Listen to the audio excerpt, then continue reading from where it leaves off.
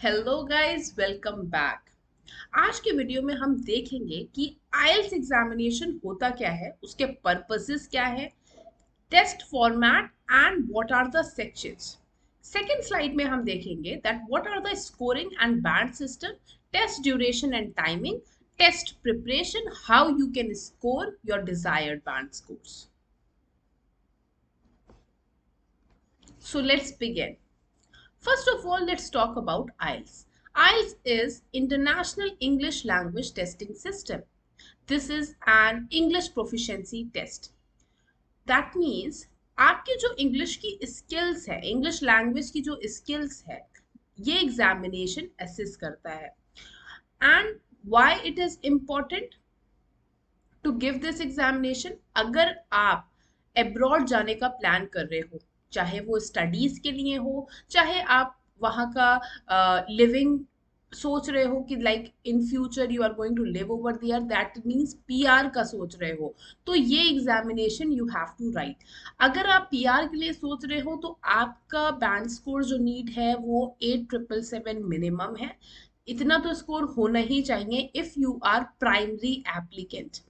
अगर आप academic student हो, मतलब वहाँ अब्रॉड जाना चाह रहे हो पढ़ाई करने के लिए, तो you need at least 6.5 bands with no band less than 6। इसका मतलब आपका ओवरऑल 6.5 होना चाहिए और कोई भी बैंड 6 से कम नहीं होना चाहिए। अब बात करते हैं इस एग्जामिनेशन की फॉर्मेट के बारे में। सो टेस्ट फॉर्मेट बेसिकली आपके 4 मॉड्यूल होते हैं इस एग्जामिनेशन में। Number 1 is listening, second is reading, third is writing and fourth is speaking. आपका राइटिंग, रीडिंग और लिसनिंग एक दिन पे होता है। बेसिकली स्पीकिंग 2 दिन या 3 दिन पहले या 2 दिन या 3 दिन बाद भी होता है। मेनी अ टाइम्स ऐसी भी सिचुएशन आ सकती है कि स्पीकिंग भी सेम डे हो जाए, बट बेसिकली वो पहले या बाद में ही होता है। Let's move two modules one by one. Listening में आपके 40 क्वेश्चन होंगे। इसमें पहले वीडियो जो ऑडियो होगी उसको सुनना पड़ेगा। सुनने के बाद आपके जो आंसर्स रहेंगे, पहले तो आपको क्वेश्चन के बुकलेट में लिखना रहेगा, उसके बाद 10 मिनट एक्स्ट्रा मिलेंगे आपको to transfer your answers to the answer sheet. एक आंसर शीट प्रोवाइड करी जाती है, उसके लिए आपको 10 मिनट्स मिलता है उस आंसर को शेयर ट्रांसफर करने में। लिसनिंग एक ऐसा मॉड्यूल है जो बहुत ही इजी होता है। अगर आपको थोड़ी सी भी लैंग्वेज skills है, then you can easily listen and simultaneously write your answers. Next is reading module. Reading module में अगेन 40 क्वेश्चंस होते हैं, बट यहाँ पर कोई एक्स्ट्रा टाइम नहीं मिलता to transfer your answers to the answer sheet. आपको उस 60 मिनट्स में सारे 40 क्वेश्चंस करने होते हैं और अपना आंसर भी आंसर शीट में लिखना होता है at the same time.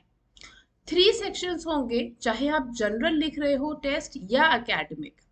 General का रीडिंग थोड़ा इजी होता है compare to academic one, but यहाँ मार्किंग क्राइटेरिया डिफरेंट होता है।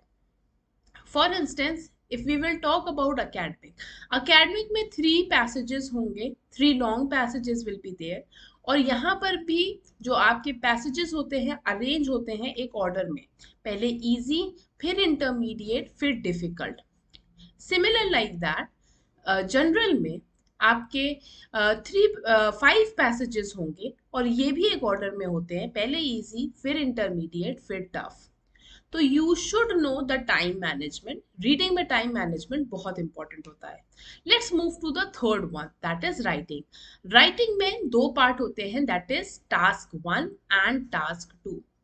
टास्क 1 में हमें 150 वर्ड्स लेटर राइटिंग लिखना होता है। In the case of general, अगर आप एकेडमिक स्टूडेंट हो तो आपको लिखना होता है 150 वर्ड्स विजुअल रिप्रेजेंटेशन। आपके पास कोई मैप बेस्ड क्वेश्चन या डायग्राम बेस्ड क्वेश्चन आ जाएगा, आपको उसे देखना होगा और जैसे भी इंफॉर्मेशन दी है उसको अपने नोट उसमें आंसर शीट में लिखना होगा। अब जनरल के केस में जो लेटर राइटिंग होती है वो कोई भी 3 लेटर्स आ सकते हैं, कोई भी any one type of letter आ सकता है. It can be semi formal letter, formal और informal letter. Let's talk about essay now. In essay, you have to write minimum 250 words. essay writing सिर्फ 250 words में complete करना होता है, मतलब minimum इन्होंने ये set कर रखा है, maximum की कोई limit इन्होंने नहीं दी है.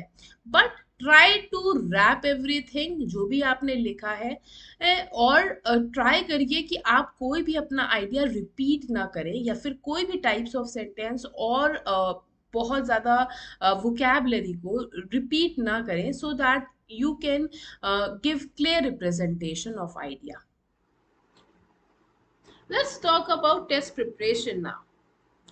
As we guys all know that for any kind of examination, whether it's IELTS or TOEFL, concept clearing is very important. अगर हमारा concept clear है हर module का, we have idea that what kind of questions are going to come, किस type के questions आएंगे, क्या marking criteria होगी, क्या range होगी, क्या scales होते हैं. So definitely we are going to score well.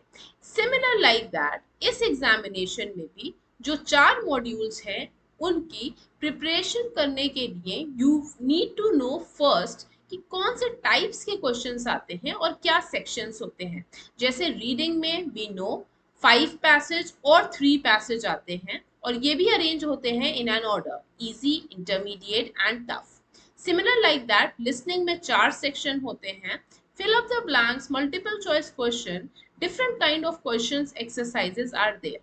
तो इनका बेसिक आइडिया होना कि कौन से टाइप के क्वेश्चंस आने वाले हैं और what will be the pattern that you are going to follow, ये बहुत इंपॉर्टेंट होता है जानना.